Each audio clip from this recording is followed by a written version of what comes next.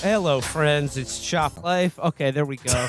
All right, you're listening to the Chapo Trap House Amateur Hour. We're here with professional fucking podcasts. clowns and buffoons running around here. Like a bunch of goddamn orangutans got into the freaking recording studio. They're playing with the knobs and buttons. If everyone could hear that, we're all trying to get our half-hard dick into a woman's pussy. That's what we think was on the other side of the glory hole. I think it was a smoking hot woman's. It's definitely mouth. a 10 out of 10 smoke show Yeah. on the other side of that hole cut in the wall of the men's bathroom. We were 50% hard and just jamming it in there, crashing against the walls. All three of our dicks are trying to go through the glory hole at the same time, like the Yep. Three Stooges, Three Stooges into a style. wealthy dowager's apartment. Get out of here, shout ahead. This is okay. This is Chapo Amateur Hour. We're here today interviewing professional, neatly produced podcast, Blowback. It's the Blowback Boys. I hope you guys, hope everyone out there is beating the heat. We're killing it today with two cool fellas by the name of Brendan James and Noah Colwyn, and we are talking season 3 of the amazing professionally produced podcast, Blowback. Blowback. Hey guys. Boys, how's it going? Howdy. It's all right. It's all right. I don't mind the more spontaneous, kind of free flowing atmosphere of this show. I don't know. I don't think I would ever really want to like associate myself with it, in any way beyond being a guest. Professionally. Yeah, it's like when you're a kid and you go over to your friend's house and it's kind of dirty, but he has the cool M-rated video games. Yeah, this is rated M. This podcast. Absolutely. Rated M for men in a glory hole. Yes. Okay, boys, it's so good to be. And by the way, Brendan, I don't think you'll never be associated with Chapo Trap House. So I just want to make that clear. I want to make that 100% clear. You will never, ever be associated with His anything name has to do been with rent the from the escutcheon and burned. The producer vanishes. the occluded producer. No. Yezoved your ass out of all those pictures of us next to the goddamn hole. Thank you. But boys, we're here to talk Blowback season 3. It's dropping today. It's the premiere day. So first, let me ask you, how's the premiere going? How are those overseas box office? I mean, are you going to need to be saved by that? Or does domestic BO look boffo for Blowback season 3, the Korean Chronicles? I don't know. I prefer the Chronicles of Korea as styled after the Chronicles of Riddick. We had to for overseas markets. We had to edit out the gay kiss that we did. Yes. But I think that doesn't affect the spirit of the show. Taking that out, so it was revolutionary in America for American podcasts to have two hosts kiss. The Chinese version of Blowback season 3. It's a hearty handshake. It's been very tastefully edited out, but I mean the revolutionary message stays true. Absolutely. Also, there's an added little bit about the necessity of the People's Liberation Army of China to defend the Taiwan Straits at all costs against American incursions. We do kind of have that in the show.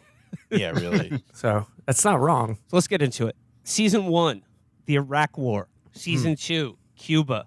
Season 3, Korea. I just love that's how John F. Kennedy called it that. And that, people were waiting for they were waiting for missiles to rain from the sky and scour the flesh from their bones, and they were hearing the president talk about Cuba on television. Well, I mean, that's actually that's why they called the video game that. It was Cuba? because of that. Yeah, that's because of how JFK pronounced Cuba. Well, also there's a clip I think we played in season 2 where I think it's during the debate with Nixon. JFK is like, "We are receiving word that Castro is a Marxist, that Raul Castro," and he calls him Raul, Raul. not Raul. We have heard that Ray from Star Wars is a Marxist, and I was just like, Raul, what is what? Yeah, I like Boston. It's like a random number generator as accents. You just you've no fucking idea what's what word you come up with, what they will churn out at the end. It's chaotic. So not Cuba, not Real. We're talking Korea.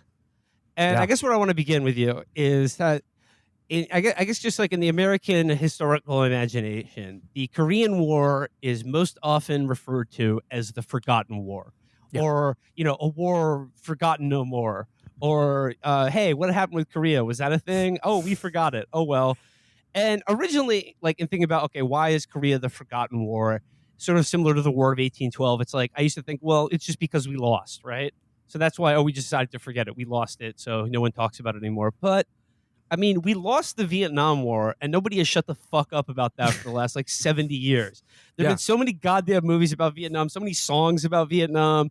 It's just post-Vietnam syndrome. It's just like we've never stopped thinking about Vietnam, a war we also lost. So what's Even going when on here? even the one thing that is about Korea in popular culture, Is about MASH, the Vietnam. television show and the movie, they're just about Vietnam. Yep. We say, Matt, we make that exact point in the first episode because, yeah, at the time, like MASH was a huge show. It definitely, the word Korea is in it, but it is just a big allegory for the war that was going on at the time. There's which was Vietnam. there's a John Prine song like "Hello" in there where the lyric is Sucked this war into the oblivion, and it's like with this one, sort of the official history beat us to the punch because it is now, you genuflect and you say the forgotten war and the troops that fought, we don't remember them and blah blah blah. So I think that cliche is kind of we try to make sense of why we have started calling it that all of a sudden. Well, I mean, outside the charming and lovable antics of,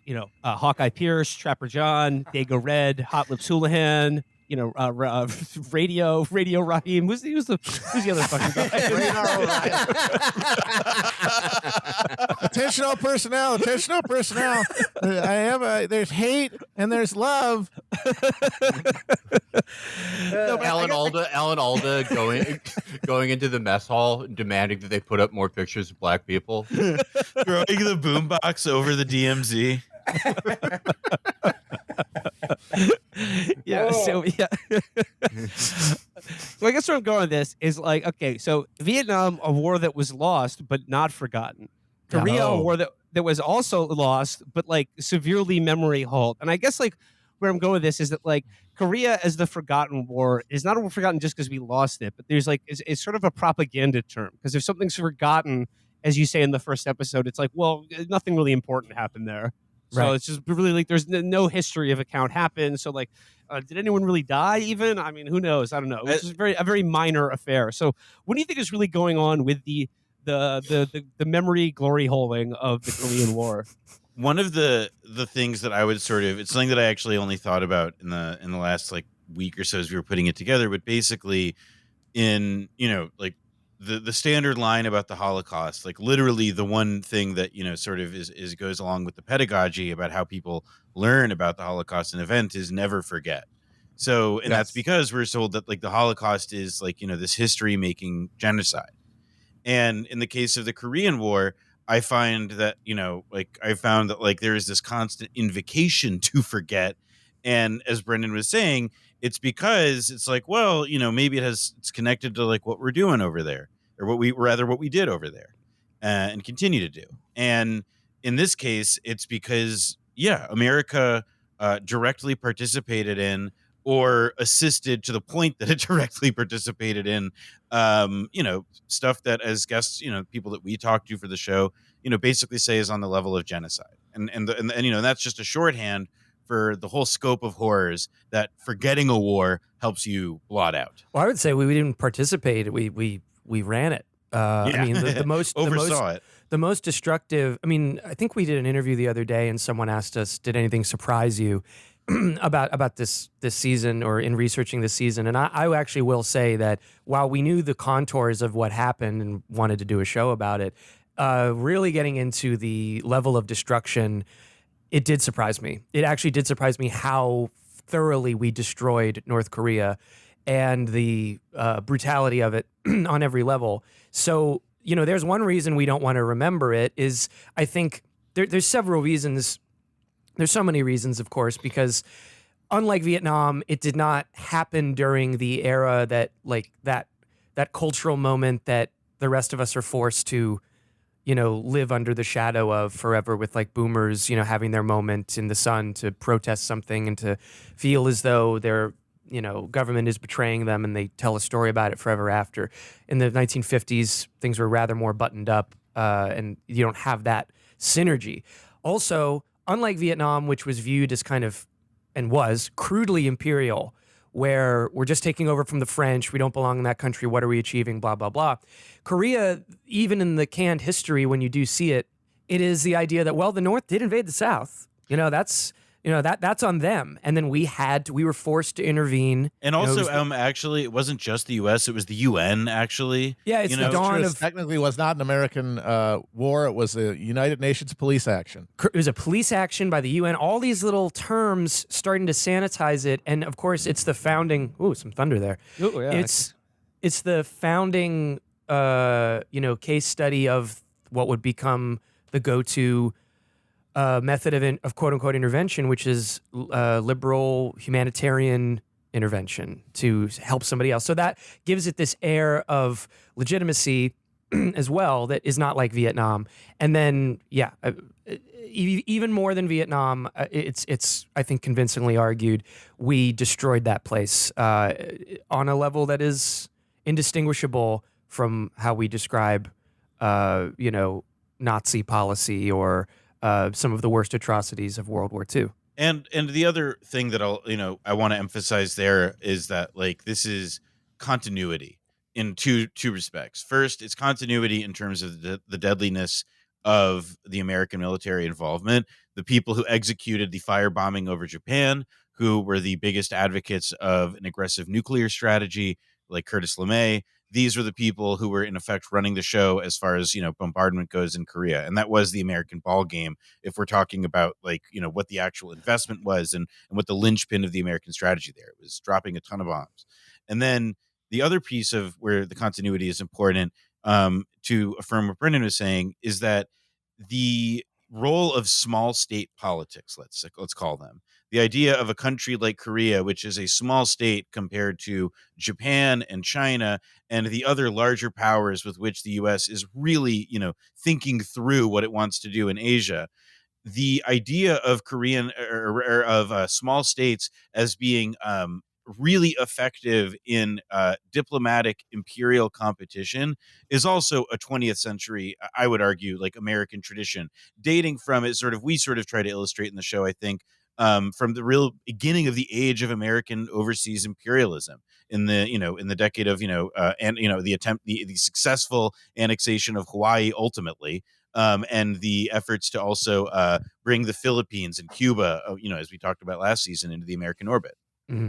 Well, okay, you talked about like the sort of the canned history of like if you were to find it, encounter it in a history textbook, or have someone on the news explain to you like why there is a North and South Korea. Like, okay, like the North invaded the South. I mean, could you just sort of describe for us what the canned history or justification for why America fought the Korean War in the first place, but also then like what you discovered in researching the show in terms of like what the real story is? Yeah, I think that the as you say, the potted history is that after World War II, in which there was supposed to be a new order of international law, Joseph Stalin ordered his puppet in North Korea, Korea had been divided at the end of World War II after it was liberated, that Joseph Stalin ordered Kim Il-sung to invade the South for reasons that aren't entirely obvious in this version of history, to take over the Korean peninsula. The North did so, and as we kind of mentioned a second ago, the United States had to rally the international community to put together a UN force